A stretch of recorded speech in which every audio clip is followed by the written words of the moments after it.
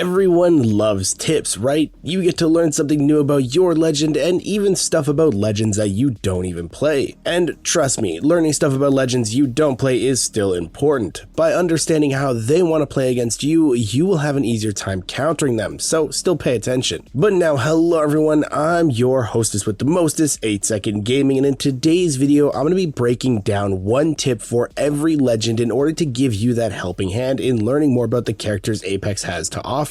But just quickly, if you guys are looking to improve at Apex and really start taking the game seriously, you need to check out the GameLeap website right now. Over there, we have our god tier level coaches, including myself, creating guides and courses that will help you no matter what aspect of Apex you are struggling with. We have legend guides, gun guides, VOD reviews, even psychology guides. Literally anything you could look for is there, and they are way more in depth than any YouTube video could be. So if you want to climb to Diamond, Masters, or even Predator, click the link in the description, pick yourself up a membership, or I'm gonna put Vaseline in your pockets. But now let's hop right into the legend tips, shall we? And what better place to start than with Ashe? Ashe's portal seems very one-dimensional to a lot of players, but you can actually use it to bait people in very effectively. When someone travels through the portal, they will be facing a predetermined way, so you can use that to catch them by surprise when they come to the other end. As soon as you use the portal and you come out on the other end, just walk backwards. That way anyone who chases you will be in front of you and not aware of where you went. You are then able to give them all the free backshots in the world and get a potential one clip off. Next up, Bangalore. Now, Bangalore has some pretty interesting interactions with other characters, mainly those being the ones who can just counter her easily by seeing through her smoke. But the smoke actually has one fancy trick not a lot of players use. The smoke grenades can actually block Wattson fences completely, making them very hard to see and predict. So if a team is trying to ape you, if you are able to smoke a Wattson's fence, you'll have a nice little trap card to slow them down and help you win the fight. Next up, Bloodhound. Now, I am a Bloodhound main, and I'm sure that other Bloodhound mains that are watching this video will think that this seems pretty obvious, but there are still a decent amount of people that I watch that aren't doing this, and it does get them killed. If you are rotating somewhere and have a funny feeling about a building or a choke or rat spot, then just scan it. A lot of times people think that they are giving away their position, so they just don't scan something, but if a team is ratting on you, waiting for you to cross an area, they know you're there. The scan isn't giving anything away. It is better to be safe than sorry a lot of the times. Now for Gas Daddy Caustic. A huge issue that I see a lot of Caustic players make is they use their ultimate to try and kill an entire team. They throw it in the hopes that it will just do the job for them. The gas is strong, don't get me wrong, but that is not the best use of the nade. The nade acts kind of like a Bangalore ult, where the strongest part of it is the fact that it blocks off a huge area of play. So use this to help funnel enemies. By doing that, you can put them into weak spots where they're just easy cleanup kills. Next up though, we have Crypto. Crypto has a very cool part of his kit where he can see if enemy squads are near him when in the drone view, but some people still don't know how far away that would be without pinging it. Well, it is about 200 meters away from Crypto, not the drone, Crypto. And if you need an easy time visualizing that, that is roughly the size of the mini map that you have on your screen. So if a team is near you, they will be somewhere on that. Easy. Now for Fusey, one of the strongest things in Apex is grenades. They offer a lot to teams, and it's something that you should always be carrying. And I love frag grenades because of the cool skynade plays you can make and bounces that you can do with them. Well, if you are playing Fuse, you can actually do way more cool tricks with the frag grenades. Because of his passive launching nades harder, you can bounce frag grenades off walls easier and have them go further than normal. So if someone is playing a tight corner, try a bank shot next time. This could catch them off guard, opening up a very good opportunity for you to push them. Now for Gibraltar. Gibby is insanely strong in endgame situations and typically can be free wins in most lower elo games if you are able to get him to those final circles. But you should always be saving your ultimate and dome as long as you can in those last moments, because the team that domes last usually wins, and his ultimate is way better in the smaller circles, so wait till the perfect moment to throw it. Don't be too hasty. Next up, Horizon. Horizon is seeing a lot more play lately, but there is one thing that I don't see a lot of these new players doing. For her, don't be afraid to throw your gravity lift at an enemy who's playing behind cover. This will then lift them into the air, catching them off guard and making them a free kill. The panic state that this puts people in is a great asset to you and your team, and oftentimes leads to some easy KP and free fights. Now we have Lifeline. I think it's fairly common knowledge that Lifeline can call her ultimate down in final circles to be used as cover. You know, cover is always great to have, but make sure to be looting that package as well. Don't just let it sit there. There is a chance of you getting a mobile respawn beacon that you can also call down for even more cover to play. And I've said it once and I'll say it again, the smallest cover can win games, so don't underestimate a mobile respawn beacon. Next up though, we have Loba. Now the black market does have a range around it that you can see marked on your minimap, but not a lot of players know that there isn't actually a height limit on it, so you can use it under a team or even under the supply ship as it flies past to snag some loot. I know that this doesn't seem like a big deal, but in a lot of situations it can be a lifesaver. You can get some really clutch heals or stuff from the supply ship. Now for Mad Maggie, I've actually been loving Mad Maggie and playing her most of the time when I play pubs. If you guys are interested in that and you guys want to check out some of my streams, they're over on Twitch TV/8second gaming. But one thing that I love to use against players as Maggie is her ult breaks doors. So instead of using the riot drill like most people expect, I throw the wrecking ball at them. I get the speed boost and they usually get hit by the CC to stun them, and it makes them a fairly free kill. No one expects it. It's awesome. Next up, Mirage. Now the last time we did one of these one tip videos, my tip for the players was to stop playing him, and I still stand by that. But apparently that's not a real tip and a lot of people complain, so here you go.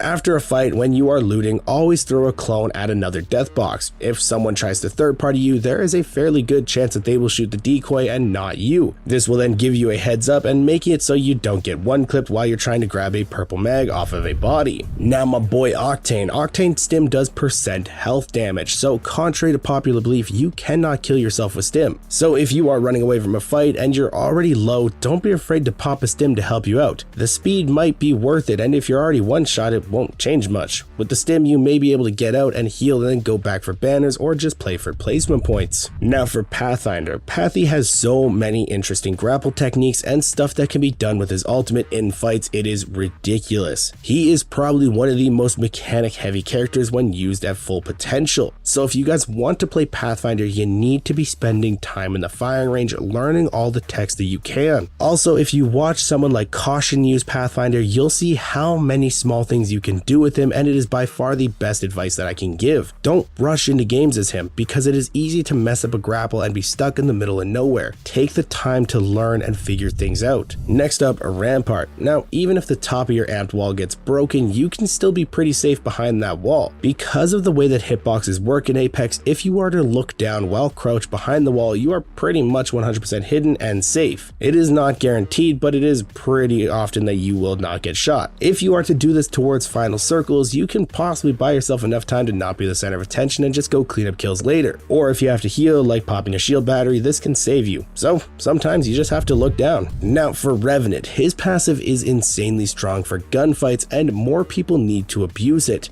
With many of the weapons in Apex, crouching actually increases the accuracy of them. Plus with Revenant's passive, he gets the strafe speed bonus. So you're going a lot faster. And as a Rev player, you should be abusing this and always be looking to crouch when in a gunfight. It will help you out a lot. Next up, we have Seer. For his passive, enemies' health actually plays a huge role in the heartbeats. A full health enemy will have a heartbeat every 1.75 seconds, but the lower their health, the faster the beats will be. You can use this information then to call out who's low or push someone while they may be healing, but do keep in mind shields are not effective in this. It is only with regular health, so they could be low health but full shields, so always be aware of that. Next up, Valkyrie. Val can actually launch her missiles behind her to stun enemies that are chasing her. It is a bit tricky and you will have to play around in the range to get the timing down, but all you need to do is slide jump, and as you jump, look down and fire the rockets. If timed correctly while she's in the air, the rockets will shoot behind her. This can catch players off guard and give you the chance to turn and one clip someone. Now we have Watson. Again, I think most of us know that you can connect fence nodes through the doors to stun people, but did you know if a building is mostly straight, you can actually connect one side to another without having to go into the building. So if someone is inside and holding the doors, you can catch them way off guard and break the doors, giving you and your team a way in. And lastly, we have Wraith. Now, going off the theme of doors, if you need a slight second to heal, but people are running at you full speed, place your portal at one door and run it to the other one. It will block the doorways temporarily and give you a second to relax. This is very brief though, so don't get too comfortable, but this can help in some sticky situations if you are quick enough. Okay, that was a lot of talking and a lot of information, so I really hope that this video helps you guys out and you learned something new. If you did and you want to stay up to date with the latest and greatest Apex Legends tips, tricks, and news, don't forget to smash that like and subscribe button. Thank you all for watching. Once again, I'm 8 Second Gaming, and I will see you in the next one.